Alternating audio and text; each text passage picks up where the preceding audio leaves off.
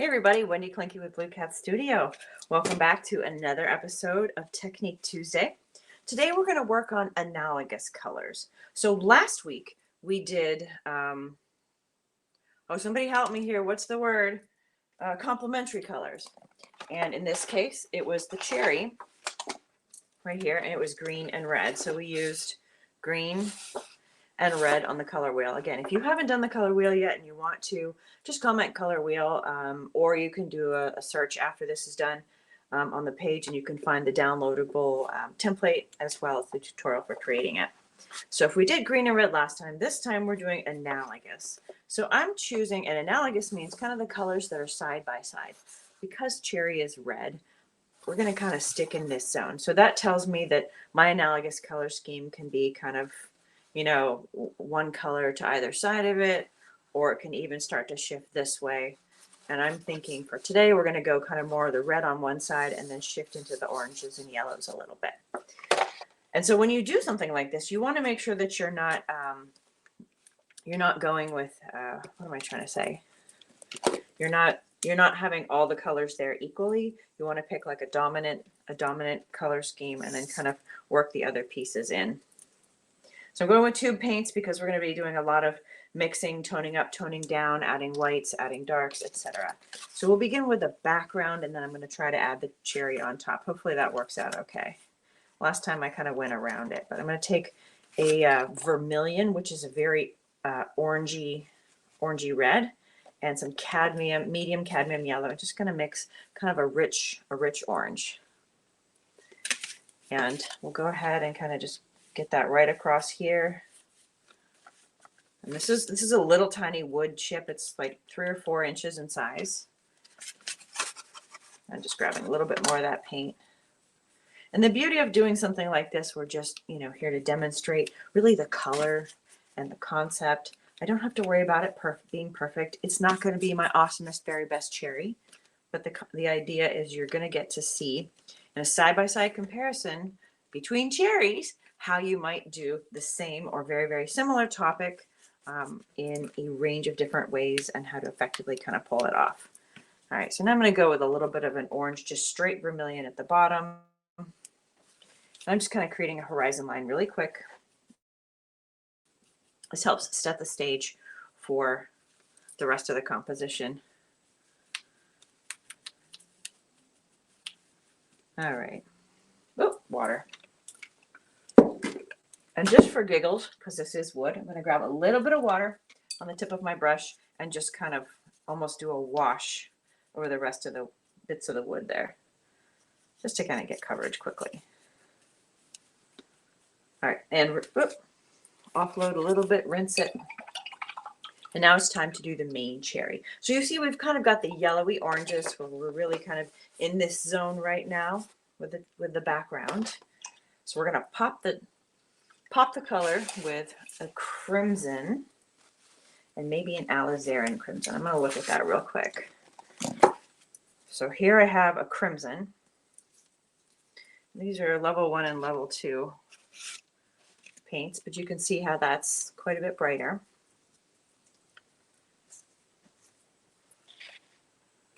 And then I have a tube paint of the alizarin, or not a tube, a bottle. I feel like I had a tube of alizarin at one point. I don't know what I did with it, so I'll put that there. And then I'm going to add some quinacridone magenta. So just giving myself a range of options to play with in terms of color. So that magenta is really starting to kind of push the boundaries of our analogous scheme, because that's the quinacridone right in there. Well, I'm sorry. Here's our scheme. The quinacridone is right on the edge. So I may just have that there for reference and not use it. Or I may skip the yellow altogether so I can kind of take advantage of the quinacridone. All right, so I think for the base layer of this, I will go with a pure crimson. And I'm going to do 2 cherries instead of just one. And we're just going to rough it in, just kind of, a smushy circle. Nothing fancy, quite imperfect. We're all good with that. I did that a little bit high up. We'll take the other guy and bring it a little lower. We'll maybe put him in front. So that makes the higher and lower thing make sense. All right, you got 2 circles. Is that lid okay for you guys? Shift that there, is that better? Okay. All right, 2 cherries. And then just for fun, because I've got the red out already, I'm going to draw the stems out kind of from the middle here and just pull them up. Boop. Kind of pull up from the center here. And then maybe kind of create kind of the knot where the cherries might join together. Might add a little bit of definition to our horizon line too. Just kind of sketching it in. We're still in sketchy mode. And I'm going to offload some of that red. I don't need to rinse. Now we're going to begin to fill in some of the deeper tones. So grabbing the alizarin crimson, come in and just kind of place that in the underneath part. So you're kind of getting like a tutorial on how to, you know, paint a cherry. But the other idea is that you're seeing how the color scheme comes together and how you can effectively do analogous. And really the way that you do that is not by staying, you know, with just 2 colors, but by kind of stretching right to the edges of that scheme, or at least in my world. But y'all know me. I'm like, hey, how do we get away with painting a rainbow or having almost all of a rainbow in every single project every single time? Again, if you have questions, let me know. You can just pop them here. If you're there watching, say hi. Say I know you're there. You know I love chatting with you guys when you're watching. Although if your hands are busy, then I understand how that might not work. Okay, so we've kind of framed it out. We've got the base red in there, which is the crimson, and then we've added the alizarin. Where did I put it? I put it somewhere and it's gone. And my alizarin walked away. All right. Well, alizarin is, oh my gosh, look at that beautiful deep red as I offload it on the thing. I love that color. I'm gonna have to work that into some projects sometime, like real soon. Now we need some white. So the thing is that I don't have to stick with just plain tones here. I can start to make things lighter and darker, and that's gonna help me get a broader range. So grabbing some white on my palette. All kinds of paint boogers going on with these. Boop. I'm really loving that alizarin. I'm going to see what that looks like. So a little alizarin here, grab some white, mix it in. Oh yeah, that's beautiful. Oh, I'm right off camera, apologies. So that is about as far to the right of the red spectrum as I think we can go. So I'm going to grab a little bit of the crimson and mix it in as well. I feel like we need something kind of somewhere in between.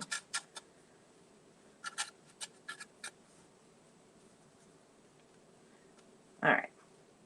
And it's okay to kind of make a range of the colors so that you have like the lightest on one section, then you keep adding, sort of pulling it out to get darker and darker. So I'm going to go with this one here, this slightly darker one. And see that guy compared to that guy. Okay, so I'm going to kind of put it right in this zone here. It's sort of hard to see. It's very, very similar to the other red, but it's a little bit more muted. Or diluted because I put the white in there. And I'm going to come into the lighter section and kind of start to add some highlighty bits here. And we're kind of layering those colors in. But you see how we can use all these different variations of reds and oranges and you know, a little bit of yellow, but we're really in the orange and red zone. But that's allowing me to really push the boundary of the red. So now I'm going to add a smidge of white, kind of right up along. Whoops. Let's actually dip in the white if we're going to get that white there. A little white here, a little white here. Now, as I look at this, I feel like my cherries are kind of flat because they're really all kind of in that same red zone. And so I want to add a little extra something to it. So one of the ways you can do that while still staying within your color zone, because you know my natural tendency would be add some green or some teal, but that's not inside the analogous scheme today. But I can take some yellow and maybe pull a little bit of orange into it. We don't want to get too far off on the yellow zone. I can add maybe like a little yellow glow kind of, whoops, maybe. All right, I'm going to add some white to that. I think that's going to give me a little bit closer to what I want. Yeah. The white is just going to help it go on thicker. So maybe pop a little bit of yellow right in there. Pop a little yellow in here. I think I want that a smidge more tangerine-y. Kind of mixing something like in the zone there. Come on. Okay. So I'm not being patient. I'm not letting it dry. So it's picking up a lot of the red from underneath. Hey there, Carrie. How's it going? I forget, did you do your color wheel yet? If you haven't, if you're interested, it's in the guides in the inner circle. And it's also posted, I think, just as a regular post in the Let's Paint group, as well as on my page proper. So some of that yellow is going to help liven this up and keep it from being just sort of like a monochromatic cherry, because this is not a monochromatic painting. This is analogous. So that's where you will take, so we know the cherries are mostly red. We're going to start to bring in the other elements of color and pop them in just to, so say it's in an orange room. If it's shiny, it's going to reflect, is it going to reflect white or is it going to reflect orange? It's actually going to reflect a little bit of orange, which is kind of crazy. All right, let's see here. Let's see if I can get a little bit of a richer yellow tone. And again, this stuff is so thick on, I'm picking up a lot of the base colors. Because ideally would be waiting for this to dry. And that was a little bit extra there, but okay, we're gonna add some more. And then I'll add a little white kiss on top of that. And then I'm gonna come back in with some alizarin, I think maybe with a touch of the crimson mixed in to pop it. Oh, that alizarin is good. We are definitely gonna find a way to use that. Maybe a touch of yellow. Let's see. Oh, there we go. Warming it with some yellow and kind of dragging that down. Okay. So I feel like we've kind of beat that one. We kind of beat that one. Hey. So I have a Facebook user joining us. If you're not Carrie and you're commenting, you said you just found me. There's a link right at the bottom that says StreamYard. If you click the link, it just gives it permission. So it'll then display your name versus Facebook user. And that's only because I'm using the StreamYard app. And then it's easier for me to be like, hey, what's up? Oh, hi, Holly. I'm glad you just found me. All right, I have a brown. I want a brown. Okay, here it is. I got stuff all over the place. So now I have raw umber, and I'm going to use that as a dark thing. That's a technical term for some shadows. Again, my personal inclination is to use a whole lot of other colors, but I'm going to violate my analogous rule. So I'm going to use this just rich brown, which I think is, it kind of looks like a burnt yellow in a way, very, very burnt. Add some shading just sort of underneath to add a little bit of depth.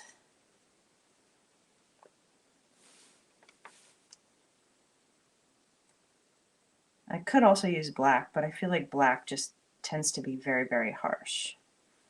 So I try to use black sparingly, or even, I guess you could say strategically, like if I'm doing something more on the whimsical side and outlining. All right, so now I've got a brown there. It's pretty intense. So I'm going to kind of tone it down with some of my crimson and yellow mix. And notice I didn't rinse my brush. I kind of mostly don't have to with this. I just kind of work some of that in here to kind of soften it, get a better blend on that shadow. I think we need to decide where the shadow is coming from. I think the light is here, so the shadow probably needs to come out this way.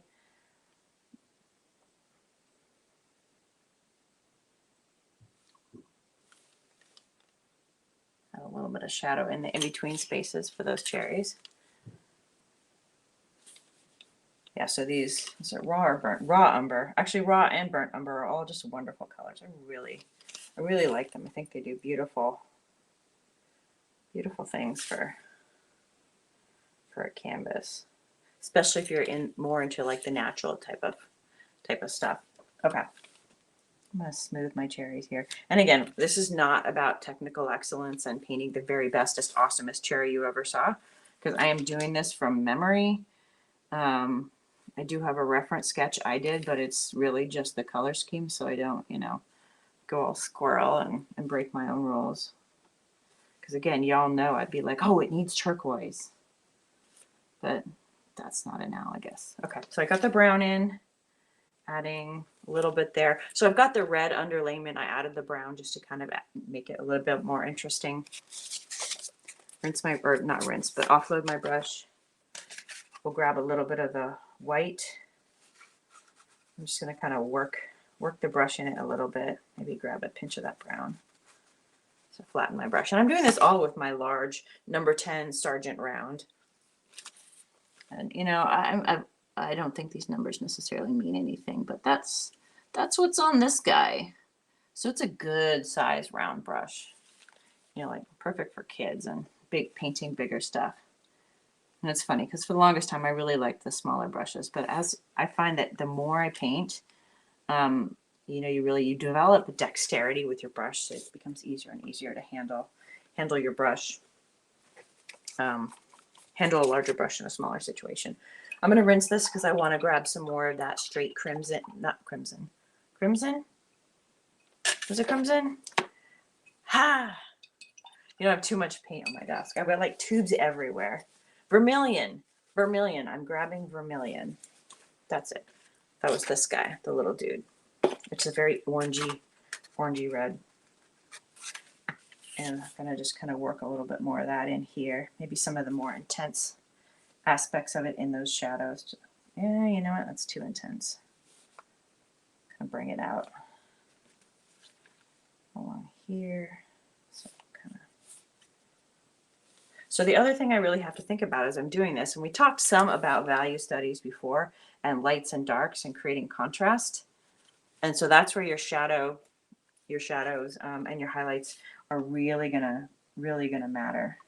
I could differentiate each of these with just plain color. However, if I do that, if you squint at it or turn it into a black and white photo, it's gonna be super boring. And I feel like, you know, right in here, it's starting to get a bit muddy, and right in here. But otherwise, if I squint, I'm giving it the squint test, we do have some pretty good contrast, which is really what we're looking for. And it doesn't have to be like, wow, pow, contrast. You just want to make sure that you've got, you know, lights and darks. And so often, you know, it's either kind of a mushy color scheme that's not well thought out, or your darks and lights, your values aren't really well balanced, or they're too, you know, there's too much of one. And that's where a lot of paintings fail. So that's why I'm kind of going through some of these basics around color scheme and learning how to use it to your advantage, because I think it'll help you. Like, the more you understand, you'll find yourself thinking about it. And it's funny. All right, I think I need to cheat and use a little bit of quinacridone. No, wait, let me see if I can do this with alizarin. I want to get into that quinacridone so bad. Put a little bit of this down here, and I'm going to see if we can get some white in the alizarin. I want the quinacridone. You guys, this is hard. I'm going to just a touch of the lightness down below. Yeah, I like that. So a touch of light down below, just a little kind of pinky swoosh. There we go. That helps immensely, kind of bring it up. And so we've got some red in there somewhere, but really, it's really more pinks and oranges and yellows and all sorts of colors going on here. So I hope that helps. I don't know if you guys have any questions or would like me to dive down and explain further on stuff. Holly, you've always got amazing questions. And it's good because you keep me on my toes and help me realize where I need to explain stuff better. And I absolutely love that. All right, so as I was sitting here saying that, I added a little bit more of white, but instead of it going on straight directly as white, I blended it into the wet paint so it became a pinkish color. And so we've got some of the yellow and the oranges on the actual cherries here, because it's reflecting the background. So if it was a teal background, you would have some teal kind of mid lights on it to show that it's reflecting the space. Yeah. So she says this is like the pomegranate where one streak distinguishes everything. I have like 6 pomegranates here. Which one should I pop out? Maybe this one. Yeah, where sometimes you just add like a one swoosh, or highlight, and it really brings it to life. So anyway, so now we have the complimentary. For some reason, that's not coming to me anymore, so I'm gonna have to like get my little paint pen and write complimentary on it. And now we have, yeah, I did the pomegranates during one of our luncheon paints. And again, I realize I'm like going to fruits, but fruits are fairly simple. It's kind of like a circle. It doesn't require much freehanding. And then you can just focus on, you know, kind of working your thing. But again, also if I do each of the color schemes with cherries, it's very similar, then I think it's gonna help you be able to process, you know, oh, okay, so that's what that one looks like. That's analogous. You know, next week we'll probably do monochrome, which will be interesting because it basically means I can use red and black and white. And I have to kind of stick to like one or two reds to kind of keep it in the zone. And so again, the analogous is going to be kind of, we use this zone right here. Here was complementary. Monochrome is going to be this guy right here, and it's going to be, oh, it's going to be all the ranges of this. So I can lighten and darken it only. And then after that, we're going to go into triadic, which is my favorite, or at least I realize it's my favorite because I look back at all my paintings and all my favorite art, and I'm like, oh yeah, I did that. So again, I hope you had fun doing this, and if you haven't had a chance to try it out, pick a favorite topic, or even just go ahead and copy these. And I guess if we really need to, I can just come up with like a tracer template that you guys can kind of follow along and fill in. If that's easier, you should just let me know. If you want a cherry tracer, I can do that. I'm going small so that we can be quick and focused. So you're spending more time learning and watching this really tiny vignette evolve as opposed to a huge painting. These are really fun. I think I got them on Amazon. Just like skin thin, like 2, 3, 4, 3 millimeter wood. I don't know. Anyways, it's been great. Oh, let's see. So what's the difference between triadic versus today? Okay. So we haven't really covered triadic yet, and that one is going to be, it's a more complicated one. So today, analogous is going to be these guys. They're all smushed together. The triad is going to be, now if I'd gone triadic exactly on this, it would have been red, yellow, and blue. So it's going to be kind of these three separated. It's the primaries, or you could shift it off one, or shift it off one is probably the way I'll go. It would be in the magentas, the tangerines, and the teals. So do you see that? It's kind of like there's like going to be three tones in between each. Equal triangle. That's the difference between triadic and analogous. Analogous is taking this piece of the pie. Triadic is the radiation symbol piece of the pie. And complementary is opposite pieces of the pie. Alrighty. I'm going to sign off, let you have the rest of your evening, and I can't wait to see you guys next time. If you like this, or you know someone who might enjoy it, please help me out. Like the greater we do this, the easier it makes it for me to do this and provide these for you. I love you guys, and I'll see you on Thursday for our lunch and paint, kind of somewhere around 1:30 p.m. Eastern time, give or take. All right, see ya. Bye.